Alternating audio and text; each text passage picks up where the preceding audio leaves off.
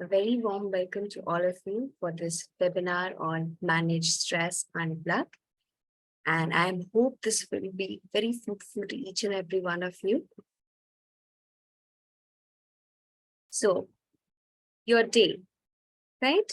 We all know that our day, if we try to recollect the experiences that we have had in the entire day, it could be good, it could be not so good, it could be pleasant, it could be excellent, it could be a variety of things and an emotions attached to it, right?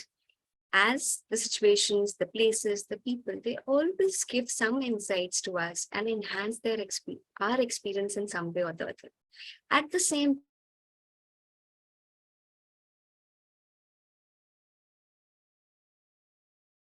Yes. So as I was mentioning, that our day, it could be good, it could be bad, it could be not so pleasant. But all in all, there are meaningful experiences attached to it. Yes, we all get to learn so much. And through these stressors, at times, it can be painful as well, right? Because these are nothing but causing a lot of variations and disturbances in our everyday life. So today we are going to explore different areas, how we can deal with that. Also, we are going to learn about how effectively we can manage the social emotional development of students in our classes, in our classrooms. All right.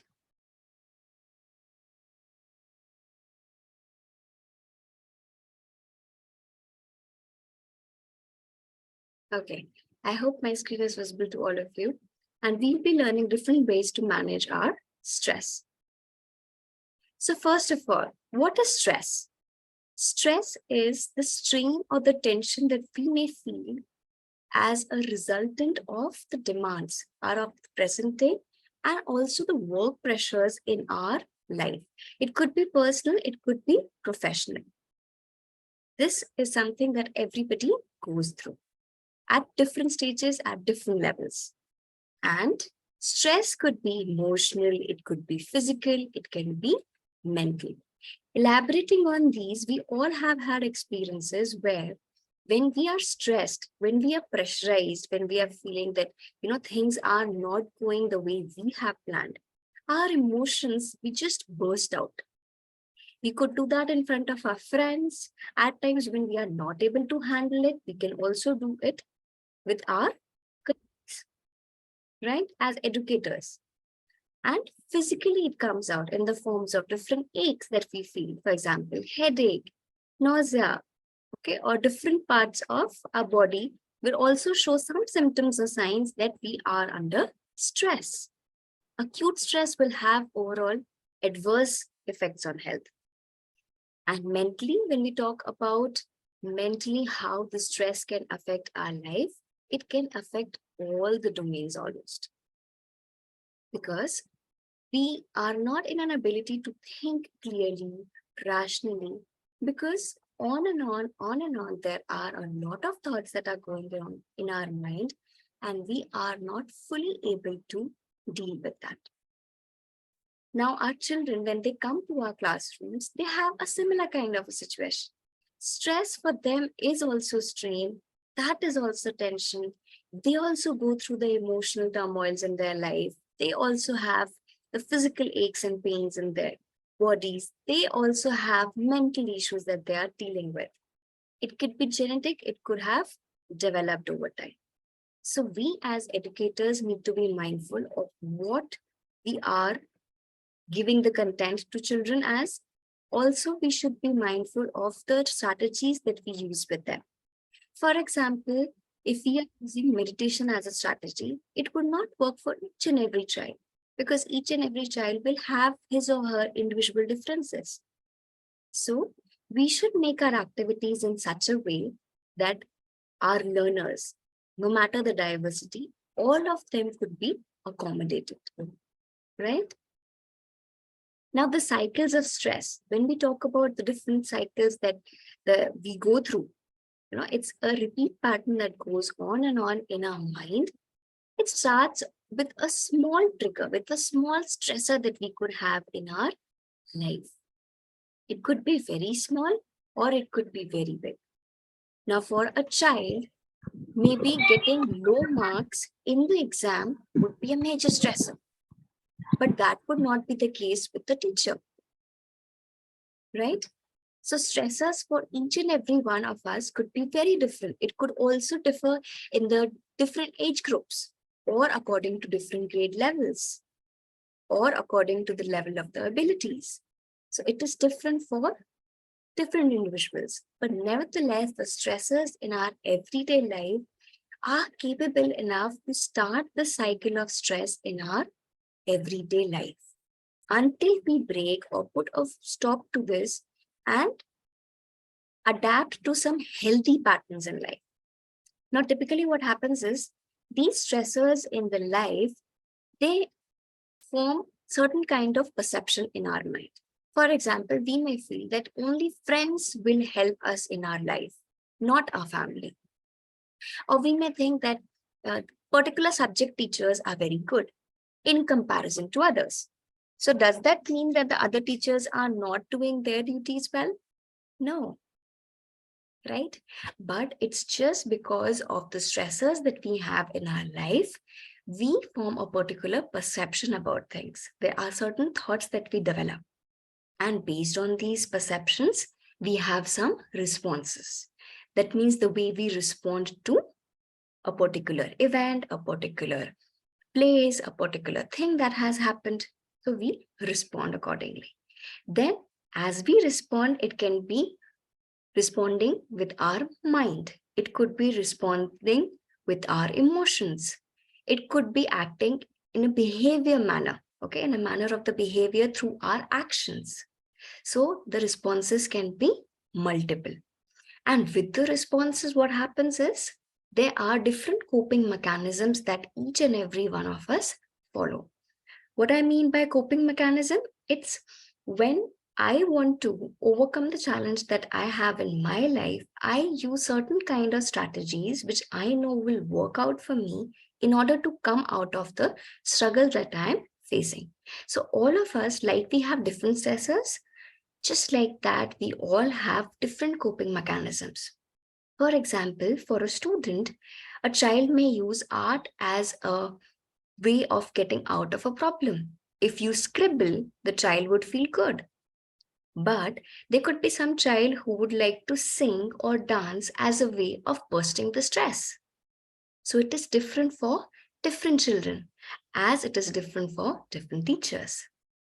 But we need to be mindful of the things while we are planning our everyday lessons. Moving forward, it's a repeat pattern.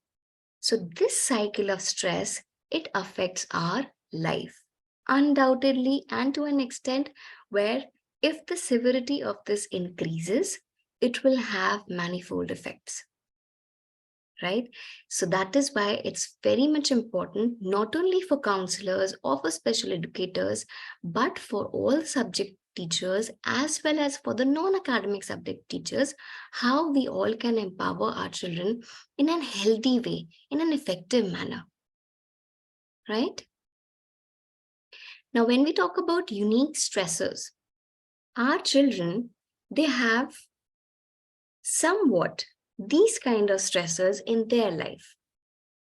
Because we cannot say it 100% that every child will go through all of this, but at some point or the other, they might have one or the other issues or a combination of these, or it could be entirely something very different, right? Because it's a unique experience for each and every individual. So when we talk about unique stressors, the unique things that give them stress, give them feeling pressurized or being, anxious about things. So number one is undoubtedly academic pressure. No matter where the child is in terms of the grade level, mild to moderate or severe at times, we may feel that. For example, especially when their tests are approaching, when their exams are just around the corner, they would say this, ma'am, we haven't practiced it so well, and tomorrow is our exam. How can we do it? So many chapters are coming, and maybe we didn't get clarity over this, and then the syllabus changed, and this happened. So academic pressure is something that they're all dealing with at different levels, at different points of time. Yet another thing that they have is bullying or teasing, let's say the milder form of that. So this could also lead to stress because this would play on the mind and it would create anxiety. And slowly it would also have other effects, which would be negative as such. Then there could be other things like conflict at home. For example, if there is a parent who is going through a divorce, or if there's a single parent, lot of issues are there at home, or if the parents are having, a discord. So all of these things trigger anxiety in the mind of the child. And as a result of these conflicts, the children, they are not able to pay attention or they are not able to reach to their full potential in the classes. Also, there could be chronic stress that would, or chronic illness that could be a cause of stress, or let's say ongoing stress. Now, if a child is absent for a really long time because of some health issue, then the child would lag behind in academics. Also, there will be some children in the class who will, probably tease the child for being absent for such a long time, or they would make fun in other ways as well. So all of that would contribute to stress. Another way is trauma or abuse, or a combination of both. Now, this can also cause stress among the students. The severity will cause more stress. Adjustment to new environment. Now, this is something which we see in our children at the young age or at the, teen age. No matter where they move, if they are moving to a hostel, to a different city, to a different country, or from a different curriculum if they're shifting, even those mild shifts, sometimes the children would take a longer time to adjust, and sometimes that would be really short. But as such, it causes stress in the minds of the children until they get settled. So these can be the unique stressors that the children are going through. Let me put it differently. If we as teachers, when we go home, okay, we all have different things to deal with at home. Everything is not crystal clear. Everything is not 100% certain. We need to work our, ways. We need to manage our own selves. We need to manage our thoughts and our actions and come back to our workplaces again. So when we are coming to our classes, we are managing ourselves better. Through our experience, our learnings, we are able to do it perfectly. But our children, because they are very young, they are learning, they are picking up different skills. That is why social emotional learning skills and academics and engaging activities are very important, and it should be incorporated as much as possible because our children are also going through a lot, right? Now, when we talk about the negative effects, there could be multiple negative effects that the child would be going through. As such, there could be academic pressure, as we already mentioned, social and emotional issues or concerns. What will happen as a result of these stressors in the life of the students? It will hamper their progress. The children will not be able to progress or develop in different areas. In academics, socially, or emotionally. For example, even if the child would have potential to go for an A star, to excel in all the various subjects, the child would not be able to do so because the child will lack the focus.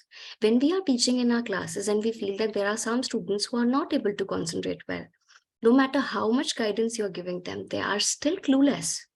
So reason behind them is not every time that they are, different learners, but it could also be these stressors in their life, which is hampering their progress, their development. Also, there could be health issues. There could be health issues that the children are facing because of these stress. That's the consequence of that. Now, these children will also lack the skills to communicate that they are having a particular kind of stress. They will not know the exact words to use. They will not be able to express themselves in a healthy way. They will also be hesitant to explore new ways of doing things. For example, if there's a new project that you ask them to make, they'll be very, very hesitant to do that because the stress would play in their mind. And those negative effects will continue to linger on. Now, when we talk about different strategies that we could use with our children, here are some of the strategies that I would like to mention are really helpful, and you can use these in your classrooms as well as for conducting different workshops or seminars, also for sensitizing the children or teachers. Social learning. So when it comes to empowering the children socially, we should give them role plays or real life scenarios. So when we give them different situations, we can ask them to socially progress in that, to represent a particular situation by giving them a time limit. So we are boosting their learning, creative thinking and critical thinking. So they will think about the situation, the scenario, and they will come out with the best possible thing that they can do.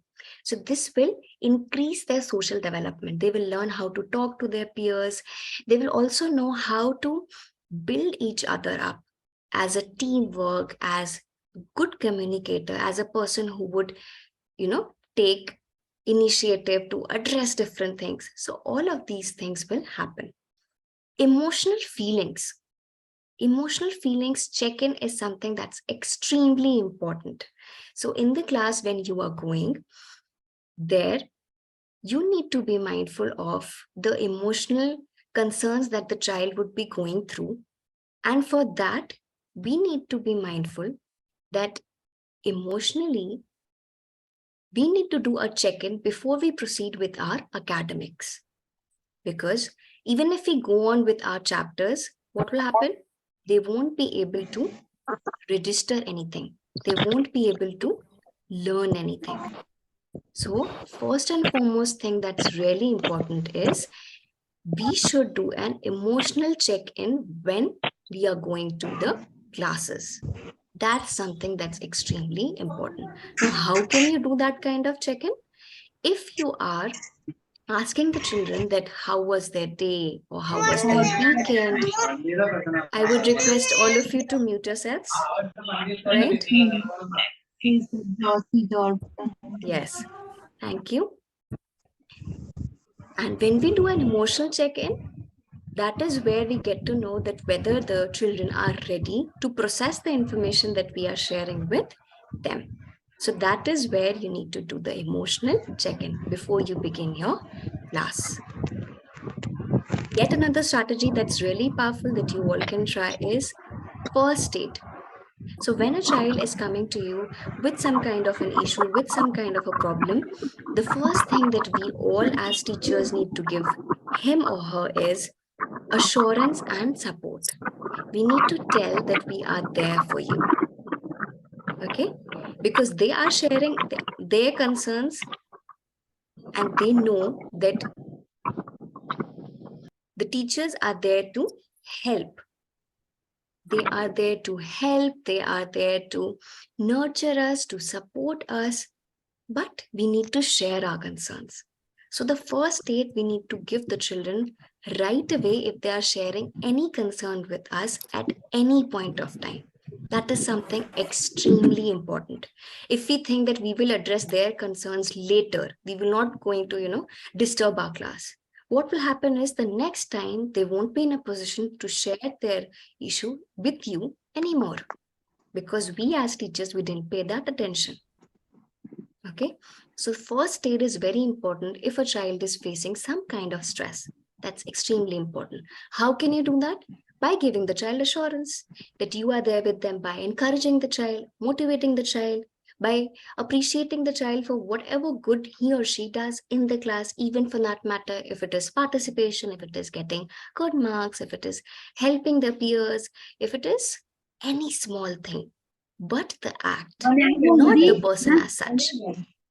Okay? That is something really important, right? Another thing is creating a safe space. We all need to create a safe space for our students. That is, in your classroom, you can make a small corner that could be a learning corner or that could be a relaxing spot with a timeout. Because what happens is in a classroom, if we give a lot of free time to our children, then at times they would just enjoy that instead of focusing on the academics. So we need to balance these two out, right? We need to balance both of these things, and we need to make sure that all of these things are being taken care of. So in your classroom, you can manage a particular space, a corner. You can decorate that also for the primary children, and for the teenagers, you can keep the space neutral, but you need to mention that this is a place that's a safe place for them. And when they feel that, they are feeling better, things are good, they could join back to the class, right? That will surely help. Yet another strategy that is extremely powerful is collaboration. Collaboration is something that works wonders when we need to deal with stress. So collaboration is something that we need to work on or work with our non-academic staff, with the non-academic teachers, because children, when they are, asked to express themselves, that what is one thing that you really like to do, they come up with this, that ma'am, I like to do art, ma'am, I like sports, I am very good in this, I am very good in dancing. So they mention all variety of things. So we as teachers, maybe as class teachers or subject teachers, if we closely work with all the other staff, we all together can help in neutralizing these stressors for the children in their day-to-day normal life without putting too much effort, right? Another strategy that you can try is regularly conducting workshops, because these will really sensitize all the children as well as the teachers. Because we go by the strategy that all of us are lifelong learners. So let's try and accommodate, and let's try and practice this in our everyday strategies, right? Also, something that you can try is stress totally bad? Now, if I ask you this question, the amount of stress that we have, is it extremely bad? So some may say that it would depend on a situation, on a place, on a person. Some may feel that inherently the nature of stress is negative. That means it is bad. So the moment you feel that I am too much stressed, you say, no, it is something really bad. But we strongly suggest that optimum level of stress, it's good for you. For example, when we are to appear in an exam, or when we have to compete in a particular match, if we have done our preparations very well, if we have consistently worked throughout with some amount of stress, we will be able to do it very well. We will be able to achieve excellency in that, because we won't be overconfident. We would still work, right? So some amount of stress is really helpful for us. What else can you try? You can integrate social emotional learning with academic activities and the extracurricular activities that you plan for your lessons. Now, how can you do that? You can do it in a very nice manner, in a very subtle manner. Instead of dedicating the entire class of, say, about 50 minutes, 45 minutes for a particular activity, we can instead take up a social emotional learning activity for 5 minutes, for 10 minutes, depending upon your subject. For example, if you're working with mathematics, then you could practice tangram, you could use origami, you could use clay, and any one topic you could pick apart from the different topics that you have, or one class or one segment of the class you can give as just fun team learning, team building activity that will help in boosting the social development of children. If you are an English teacher, you could ask the children to write different letters to the peers, and then exchange that, or write different affirmations, right? These small things in writing, if the children keep in front of them in their study corner at home, it will really help each and every one of them. Because the time that they lack this motivation in them, that, I am not able to do it well, I really cannot, even if they have learned very well, still they would feel that. So the children would, in any case, do it. If we talk about Hindi, you could integrate it by saying that list down all the golden moments that you have spent in your life. Write it in Hindi or maybe in any different language. So they will do what? They will again recall all the social and emotional experiences that they have had in the family, in the friends, in the school, any experience. But all these things will really empower them in a healthy way. If you are teaching them social science, and if you plan to take them out for excursions, for giving them some field experience, there also social emotional learning can be taken care of. So as long as you are integrating these in different activities, it is really going to help. Yes, it's really going to help you. And what would happen? We all would need these affirmations again and again, no matter how old we are. Right? Now, if I ask all of you in the chat box quickly, within 2 minutes, all the stickers that you see over here, based on the experience of today, choose one of them for yourself and mention what is it for you. Quickly, 2 minutes, everyone, your time starts now.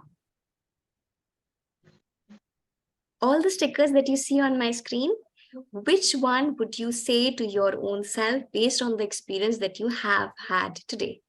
Quickly, let me see how many responses we get. Okay. Yes, stay active, be kind to your mind, be kind to yourself. Perfect. Yes, amazing. Sleep well. Yes. Great. It's good that you all are participating. Wonderful. Yes. Faith over fear. That's fabulous. Right? Take care of your mind. Wonderful. Stay active, less stress. Yes, perfect. See, we all, even at this particular age, we need these reminders. And these reminders are helping us till date. We all would agree on that. The same goes for our children, right? Again and again, they look up to us, and they, think that ma'am would be there to support and guide. So let's embark on this mission to build a community of compassionate leaders by again and again empowering them, right? Through different activities and different engaging methods. You could also share it with different subject teachers. You can also collaborate among your different, interdepartments and among the different segments of the school. For example, the primary school, the middle school, the high school. All together, it could be a meeting. So it would help each and every child in the most effective way possible. Okay, I wish all of you the very best, and thank you for taking time out for this particular webinar. If there are few questions, I would take that.